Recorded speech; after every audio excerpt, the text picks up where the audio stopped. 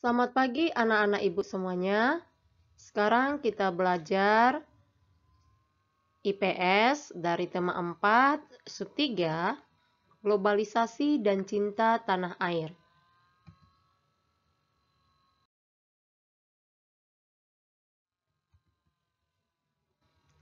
Kerjasama negara anggota ASEAN dalam bidang ilmu pengetahuan dan teknologi. Tujuan kerjasama ASEAN dalam bidang ilmu pengetahuan dan teknologi untuk meningkatkan sumber daya manusia yang memiliki kualitas dan daya saing dunia.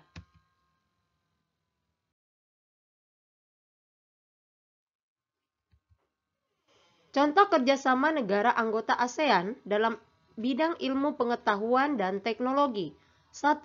Deklarasi penguatan kerjasama pendidikan yang dilaksanakan pada KTT ASEAN ke-15 tahun 2009. Kerjasama yang bertujuan untuk meningkatkan jumlah tenaga ahli ASEAN. Pertukaran pelajar antar negara ASEAN dalam program studi mobility, serta ASEAN University Network.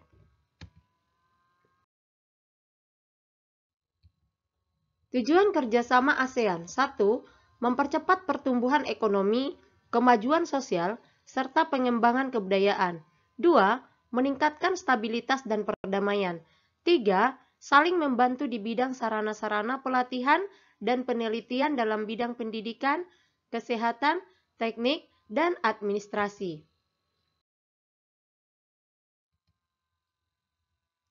4. Menjalin kerjasama yang lebih efektif guna meningkatkan hasil pertanian dan industri, perluasan perdagangan, perbaikan sarana dan prasarana transportasi dan komunikasi, serta peningkatan taraf hidup rakyat dari negara-negara anggota. 5. Meningkatkan kualitas pendidikan. 6.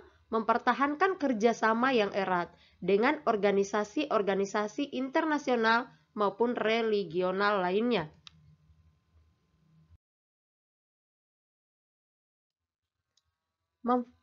Manfaat kerjasama ASEAN. 1. Menumbuhkan rasa saling memiliki dan toleransi antar negara anggota. 2. Semakin dikenalnya budaya Indonesia oleh negara-negara ASEAN lainnya. 3. Terciptanya kawasan yang damai, bebas, dan netral dari pengaruh negara luar.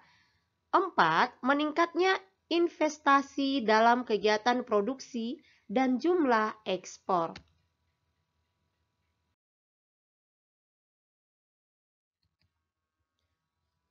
Semakin luasnya pasar internasional, pemenuhan kebutuhan dalam negeri, memperluas lapangan pekerjaan, meratanya perkembangan penguasaan ilmu pengetahuan dan teknologi di ASEAN. Nah, anak-anak ibu coba perhatikan peta pikiran kerjasama ASEAN. Ya, kerjasama ASEAN dalam sikapnya. 1. Bersikap proaktif dan memberikan dukungan positif terhadap program-program yang dibuat oleh negara anggota ASEAN. 2. Bekerja keras dan mau menerima perubahan dalam era globalisasi.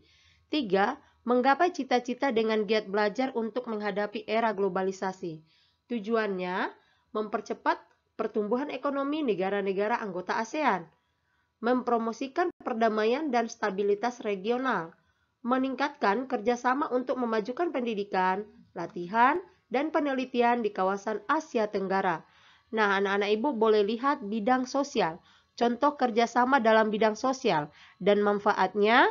Contoh kerjasamanya menjalin kerjasama dalam menanggulangi dan mencari solusi tentang perkembangan penduduk di negara-negara anggota ASEAN. Manfaatnya, masalah perkembangan penduduk dapat teratasi. Bidang kebudayaan, contoh kerjasamanya menyelenggarakan program tahun kunjungan wisata ASEAN atau disebut dengan Visit ASEAN Year. Manfaatnya, memperkenalkan objek wisata, budaya, kesenian, film, dan musik negara-negara ASEAN. Di bidang politik, kerjasamanya mengadakan pertemuan rutin Menteri Pertahanan negara-negara ASEAN. Manfaatnya, meningkatkan hubungan diplomasi antar negara ASEAN. Di bidang iptek, contoh kerjasamanya mengadakan pertukaran pelajar. Manfaatnya sebagai ajang untuk mempelajari budaya lain dan menambah pengalaman.